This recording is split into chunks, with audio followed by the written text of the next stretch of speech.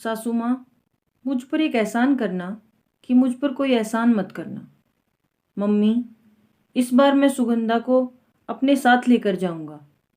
मुझे भी बहुत परेशानी होती है, अकेले सब मैनेज नहीं हो रहा। तुषार इस बार छुट्टी पर घर आया तो अपने मम्मी पापा से बोला, लेकिन बेटा, अगर तू उसे ले गया तो उसकी नौकरी का क्या होगा? इतनी अच्छी नौकरी है, एक बार छोड़ दी तो फिर कैसे मिलेगी ऐसी नौकरी? श्यामा जी ने अपना तर्क रखा। तुषार फिर मन मार कर रह गया, लेकिन सासू माँ की बात तो सही थी ना। तुषार और सुगंधा की शादी को 1 साल हो गया था। शुरू में तो श्यामा जी ने यही कहा था कि बहू को कुछ समय हमारे पास रहने दे, फिर अपने साथ ले जाना। उन्हें लगता था कि शुरू में ही बहू को आज़ादी दे दी तो कभी उनके कंट्रोल में नहीं आ पाएगी।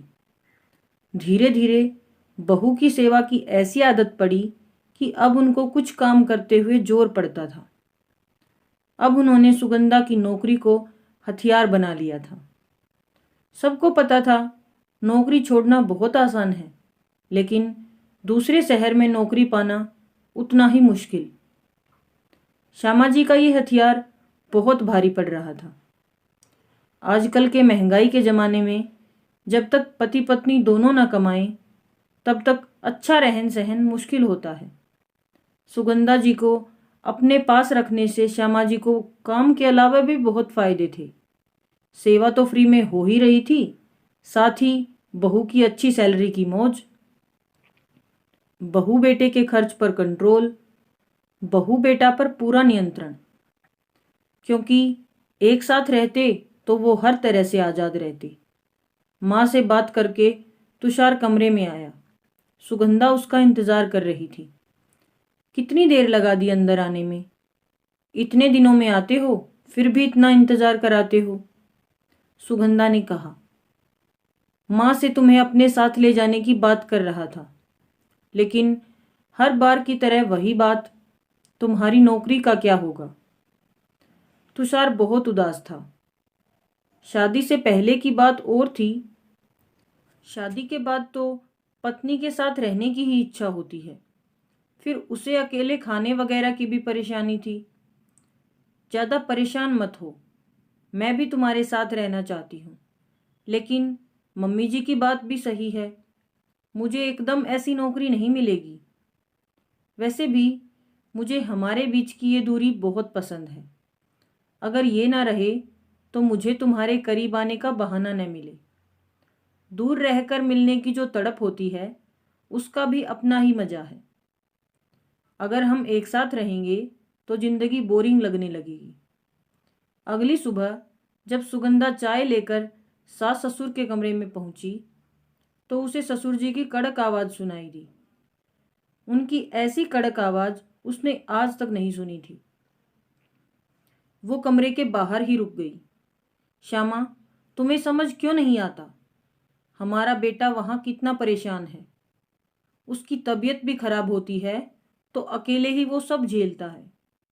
अगर उसे कुछ दिक्कत हो गई तो क्या करोगी? भूल गई तुम?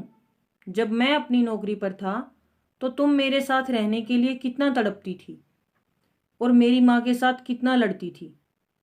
शुक्र मनाओ, तुम्हारे बेटा बहू तुम्हारे साथ ऐसा कुछ नहीं करते, तुम्हें पूरा सम्मान देते हैं। ससुर जी सासू जी पर गुस्सा कर रहे थे। आप तो चुप ही रहो जी, आपको तो समझ आता नहीं।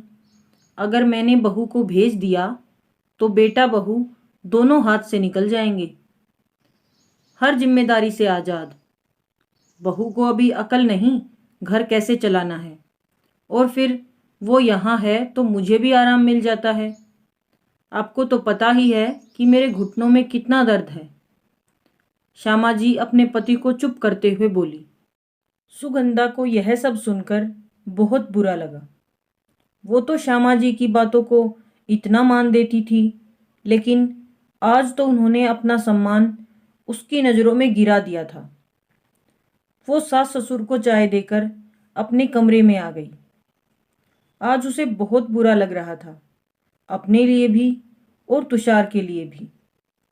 तुषार अकेले कितनी परेशानी झेल रहा था। शायद उसकी खुद की माँ अपने स्वार्थ में यह भूल गई थी। अगले दिन ही सुगंधा ने अपने बॉस से अपनी समस्या बताई कि वो अपने पति के पास हैदराबाद जाना चाहती है, लेकिन कंपनी में इस मुकाम पर पहुंचने के बाद मैं कंपनी को भी छोड़ना नहीं चाहती। करे तो क्या करे। बस इतनी सी बात, तुमने मुझे पहले क्यों नहीं बताया? तुम जैसी एम्प्लॉय को तो मैं भी नहीं छोड़ना चाहूँगा। अगले महीने हैदराबाद में हमारी दूसरी यूनिट शुरू होने जा रही है। मैं तो पहले ही मन बना चुका था कि तुम्हें उस यूनिट की मैनेजमेंट देकर वहाँ भेजा जाए। तुमने तो मेरी मुश्किल आसान कर दी। अगले महीने तुम ज्वाइन कर सकती हो। बॉस की बात सुनकर सुगंधा बहुत खुश हुई, लेकिन उसने अभी घर में किसी को ये बात नहीं बताई। अपने जाने से एक हफ्ता पहले उसने श्यामा जी से अपने जाने की बात बताई। उसने तुषार को भी बुला लिया था एक हफ्ते की छुट्टी पर, क्योंकि यहाँ के सारे काम खत्म करने थे। तुषार तो यह खबर सुनकर बहुत खुश हुआ। माँ देखो, अब तो आपको चिंता करने की भी जरूरत नहीं। सुगंधा की नौकरी भी नहीं गई और वो हम दोनों साथ भी रह सकेंगे। ये सब आपकी ही दुआओं का असर है। श्यामा जी के पास अब कुछ कहने को नहीं था।